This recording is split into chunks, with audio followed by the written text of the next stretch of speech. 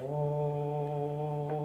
यश्छन्दसामृषभो विश्वरूपश्छन्दोभ्योऽध्यमृतात् सम्बभूव शमेन्द्रो मेधया स्पृणोत्तमृतस्य देवधारणो भूयाशम् शरीरं मे विचर्षणं जिह्वा मे मधुमत्तम करणाभ्यां भूरि विश्वं ब्रह्मः कोशोऽसि मेधया पिहितः शतं मे गोपायु। ॐ शान्ति शांति शांति। वेदांत सार की कक्षाओं के क्रम में कल अनुबंध चतुष्टय में से प्रथम अनुबंध अधिकारी की चर्चा हुई। उस अधिकारी के लक्षण में वेदांत सार कर्ता ने आदि शंकराचार्य से अपना जो मनोभाव थोड़ा अलग व्यक्त किया है उसको भी स्पष्ट किया गया। उसमें उन्होंने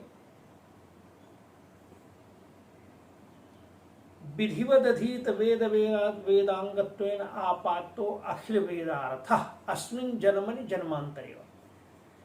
वेदार्थ वेद वेदांग और वेदार्थ इस जन्म या जन्मांतर में जान लेने की बात कह करके यह वो कर दिया कि कब पढ़ा है, कैसे पढ़ा है, यह गवेषणा करना, यह जानना आवश्यक नहीं रह गया, क्योंकि इस जन्म में नहीं पढ़ा है तो पहले जन्म में पढ़ा होगा। इसलिए उसकी आगे इन्होंने कोई व्याख्या करने की आवश्यकता नहीं समझी। किंतु उसके बाद वो कह रहे हैं कि काम में निषिद्ध वर्जन पुरस्सन नित्य नैमित्तिक प्रायश्चित्तोपासनानुष्ठानेन निरगत निखिल कलमस्तया। अब यहाँ प्रश्न उठता है कि काम्य कर्म क्या है, निषिद्ध कर्म क्या है जिनको छोड़ना है, काम में जो करने योग्य है, निषिद्ध माने जो छोड़ने हैं, नित्य कर्म क्या है, नैमित्तिक कर्म क्या है, प्रायश्चित्त क्या है और अनुष्ठान उपासना अनुष्ठान क्या है, यह सब जानने की आवश्यकता है। इसलिए वह अब वेदांत सार कर्ता अपने द्वारा कही गई इन बातों का विश्लेषण करते हैं। काम्यानि स्वर्गादि इष्ट साधनानि ज्योतिष्टोमादि। काम्य कर्म है स्वर्ग आदि इष्ट साधन। हम स्वर्ग आदि प्राप्त करें, स्वर्ग प्राप्त करें, अथवा इस लोक में काम में अच्छे मेहनत करके अधिक धन कमाएं, सुखी रहें, नैतिकता पूर्वक धन कमाएं, यह सब काम्य कर्म है। निषिद्ध कर्म में इन्होंने कहा निषिद्धानि, काम्य कर्मों में जो स्वर्गादि इष्ट साधन है उसमें ज्योतिषोम आदि यज्ञ आदि सब आ गया। आदि कह करके इन्होंने सारी चीजों को कह दिया। अब निषिद्ध कर्म बता रहे हैं। निषिद्ध क्या है तो नरक आदि इष्ट साधना, नरक आदि जो प्राप्त जिनसे प्राप्त हो, वे जो किसी को अभीष्ट नहीं है, जो कोई भी नहीं चाहता कि मैं नरक में जाऊं, दुखी हूं, कष्ट प्राप्त करूं, इन सब के जो साधन है उनमें ब्राह्मण हननादि, ज्ञानी की हत्या कर देना, आदि से चोरी डकैती छल कपट सबका ग्रहण हो गया, ये सभी निषिद्ध हैं। तो ये जो निषिद्ध कर्म हैं, इन सभी कर्मों को नित्यानि अकरणे प्रत्यवाय साधनानि, जो नित्य कर्म है उनको न करने से, नित्यानि अकरणे प्रत्यवाय साधनानि, करें जो नित्य कर्म है उनके न करने से बाधाएं आती हैं, वो बाधाओं को दूर करने वाले होते हैं। नित्यानि अकरणे प्रत्यवाय साधनानि, वो क्या है तो कहा संध्या वंदन आदि। संध्या वंदन आदि करने से जो जीवन की बाधाएं हैं, चित्त की अशांतियां हैं, वह दूर होती हैं और न करने से यह सब होती है। नैमित्तिकानि का नैमित्तिक कर्म क्या है?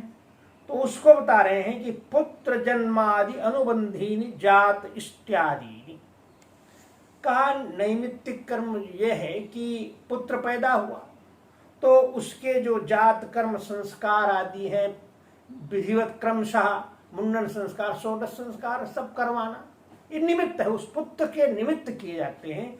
तो जो निमित्त कर्म है उनको करने का प्रायश्चित्तानि, प्रायश्चित्त कर्म, जाने अनजाने में कुछ अपराध हो गया, उस अपराध को अथवा जान के हुआ, बाद में पश्चाताप हुआ कि ये करके मैंने गलती की है, तो वो प्रायश्चित्त, उन प्रायश्चित्त कर्म वह है कि जो ऐसे कर्म हो गए उनसे जो पाप है वह पाप क्षय हो जाए, उस पाप क्षय के साधनभूत जो कर्म किए जाते हैं, जैसे चांद्रायण व्रत आदि, तो उसी के लिए इन्होंने कहा कि प्रायश्चित्तानि पापक्षय साधनानि चांद्रायण आदि। प्रायश्चित्त कर्म जो है वो पाप क्षय के साधनभूत चांद्रायण व्रत आदि हैं।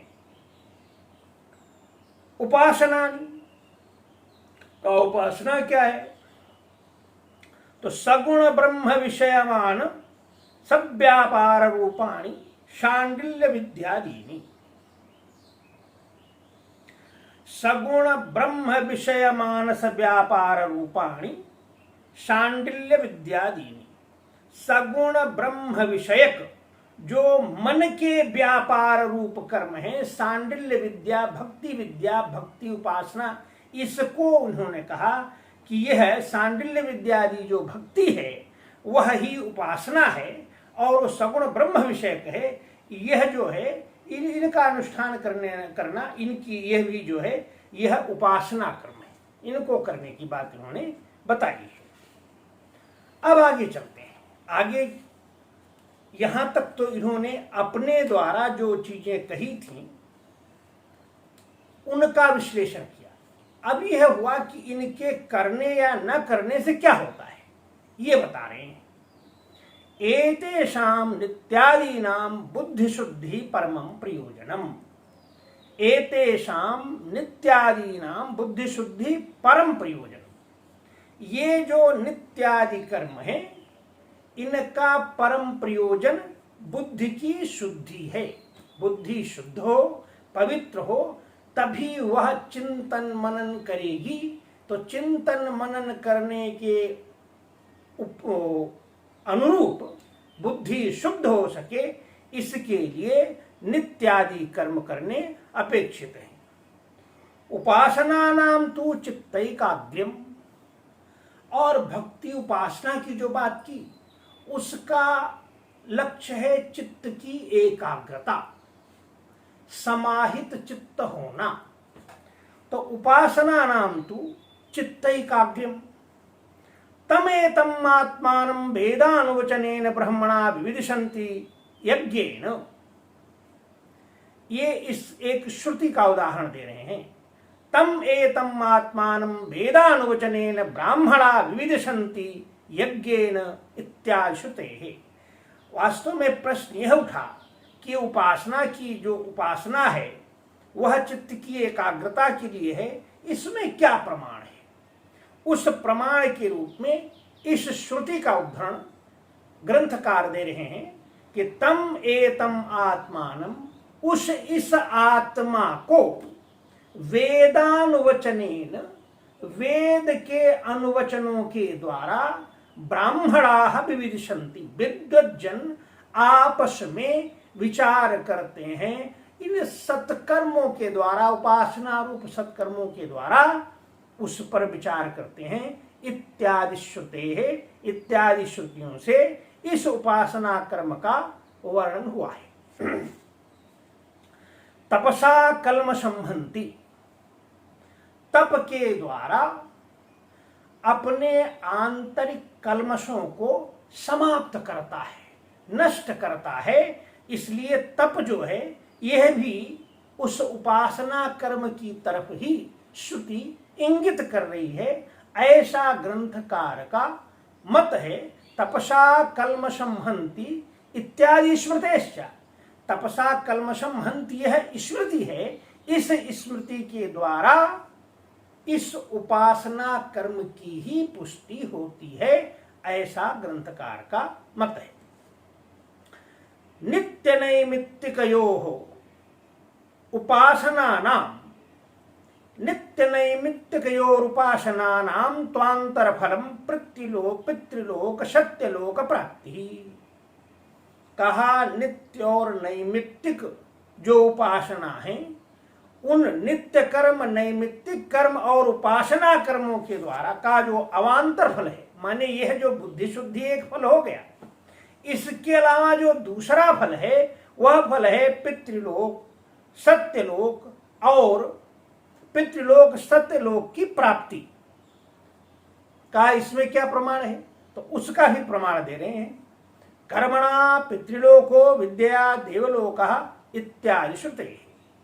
कर्म के द्वारा पितृलोक की प्राप्ति होती है और विद्या के द्वारा देवलोक की प्राप्ति होती है, इत्यादि श्रुतियों से यह तथ्य स्पष्ट होता है कि नित्य नैमित्तिक उपासना कर्मों का जो अवांतर फल है वह पितृलोक और सत्यलोक की प्राप्ति है। साधनानि, अब मूल विषय पर आ रहे हैं। यहां तक तो सदानंद योगींद्र ने अपने द्वारा अधिकारी के संबंध में जो बातें कही थी उनका विश्लेषण किया। अब साधन चतुष्टय संपन्न प्रमाता जो कहा है, तो साधन चतुष्टय क्या है उसका विश्लेषण करने जा रहे हैं। उसका विश्लेषण करते हुए, उसको स्पष्ट करते हुए कहते हैं, साधनानि नित्यानित्य वस्तु विवेक इहामुत्रार्थ फल भोग विराग समाधि शक्क संपत्ति मोक्षत्वानि। का साधन जो है, साधन चतुष्टय, उसमें पहला है नित्यानित्य वस्तु विवेक और दूसरा है इहामुत्रार्थ फल भोग विराग। इहि माने इस लोक का और अमुत्र माने स्वर्ग लोक में फल पाना, भोग की आकांक्षा से किए हुए कर्म, उनके फल पाने की आकांक्षा के प्रति वैराग्य होना। समाधि शक्क संपत्ति, सम नियम प्रत्यक्षा आदि समाधि जो 6 संपत्तियां हैं इनका होना, और मोक्षत्व, मुझे मोक्ष प्राप्त हो, निःश्रेयस की प्राप्ति हो, यह आकांक्षा, यही 4 चीजें साधन चतुष्टय कहलाती हैं। अब यहां नित्यानित्य वस्तु विवेक क्या है ये बताते हैं। नित्यानित्य वस्तु विवेक स्तावत् ब्रह्मैव नित्यं वस्तु ततो अन्यदखिलम अनित्यम इति विवेचनम। का ये जो नित्यानित्य वस्तु विवेक कहा है, इसमें विचार करने पर यह स्पष्ट होता है कि जो चेतन है, स्वात्मा है, अस्मिता है, इसका उत्पन्न होने का कोई काल नहीं ज्ञात होता है, समाप्त होने का भी कोई काल नहीं ज्ञात होता है। इसलिए यह जो चेतन ज्ञानात्मा ब्रह्म है यही नित्य है। इसके अतिरिक्त जो जितने भी शरीर हैं, जो कुछ भी प्रकृति में दिख रहा है, यह सब परिवर्तनशील है, सब नष्ट हो रहा है, नया हो रहा है, कुछ उत्पन्न हो रहा है, कुछ जा रहा है। लेकिन अस्मिता, चेतन ज्ञानात्मा जो परमात्मा है वह ही नित्य है। शेष सब कुछ इस जगत का अनित्य है।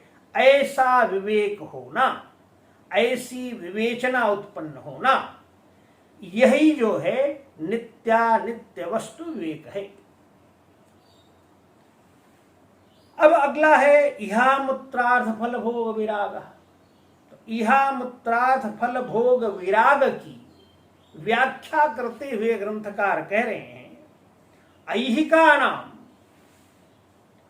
सकचंदन वनितादि विषय भोगा नाम कर्मजन्यतया अनित्यवत् आमुष्मिकाणामपि अमृतादि विषय भोगानाम अनित्यतया तेभ्यो नतराम विरति यह फल भोग विरागा। कह रहे हैं कि यहां होने वाले ऐहिक, इह से ऐहिक बना है, तो यहां होने वाले, इस जगत में होने वाले जो सक, चंदन, सक माने माला, चंदन, वनिता, सुंदर पत्नी हो, तो सक, चंदन, वनिता आदि विषय भोगाना, इस प्रकार के अनेक संसार के जो विषय हैं उनके भोगों की आकांक्षा, ये सारे भोग कर्मजन्यतया, कर्म से उत्पन्न होने वाले हैं, इसलिए अनित्यत्ववत् ये सब अनित्य हैं। और आमुष्मिकाणाम अपि, जो वहां अमुत्र माने स्वर्गलोक के भोग हैं, उनका भी अमृतादि विषय भोगानाम, अमृत आदि जो विषय भोग हैं वे भी क्षीणे पुण्य मर्त्यलोकम विशंति इत्यादि श्रुतियों के द्वारा अनित्य ही हैं। तो पुण्य क्षीण होने पर वहां से भी अलग हो जाता है, हटा दिया जाता है, इसलिए वे जो स्वर्ग के भोग हैं उनके भोग की आकांक्षा भी अनित्य होने के कारण तेभ्यो नितराम विरति, इन सभी भोगाकांक्षाओं से नितराम विरति, पूर्णतया वैराग्य हो जाना, उनकी आकांक्षा समाप्त हो जाना, इहा मूत्रार्थ फल भोग विरागा। इह माने इस लोक में और अमूत्र माने स्वर्गलोक में होने वाले जो भोग फल, उन सब के प्रति वैराग्य होना हुआ।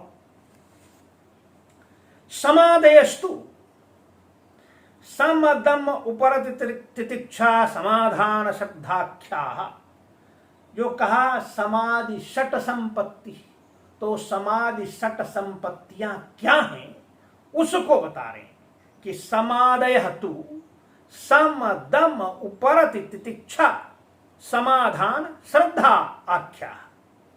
करे सम दम उपरति तितिक्षा समाधान और श्रद्धा कहे जाने वाले ये 6 जो है समाधि षट संपत्ति हैं। अब एक एक का विश्लेषण करते हैं। समस्तावत श्रवणादि व्यतिरिक्त विषयेभ्यो मनसो निग्रह, कहा सम जो है वहां इसमें जो 6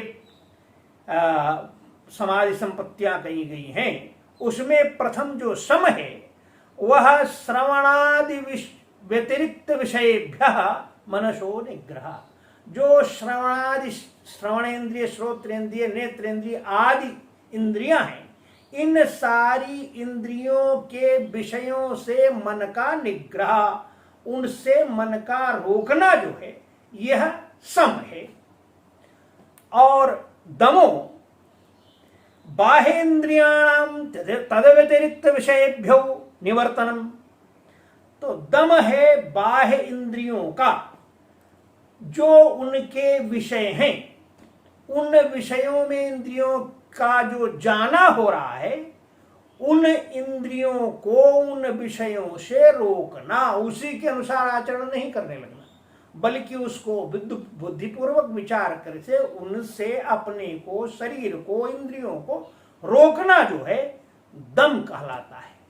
इसीलिए जो चंचल होता है, इंद्रियों के अनुकूल आचरण करने लगता है, इंद्रियों के वशीभूत हो जाता है, उसको बेदम कहते हैं।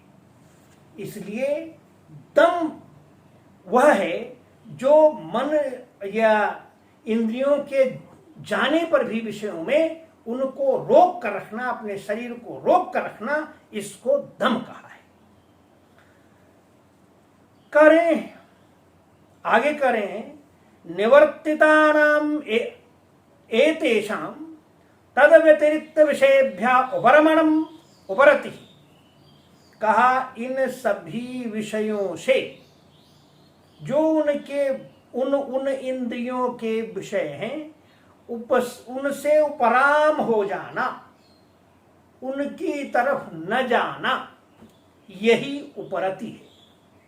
अथवा विहितानाम कर्मणाम विधिना परित्यागः, अथवा यह कहा जाए कि विहित कर्म जो हैं, ऐसा करेंगे तो यह फल मिलेगा, ऐसा करेंगे तो यह फल मिलेगा, इन विहित कर्मों का भी पूरी तरह परित्याग करके अपने स्वस्वरूप में ही चित्त को लगाना, उसका ध्यान करना, यह जो है इसको ही उपरति कहा जाता है।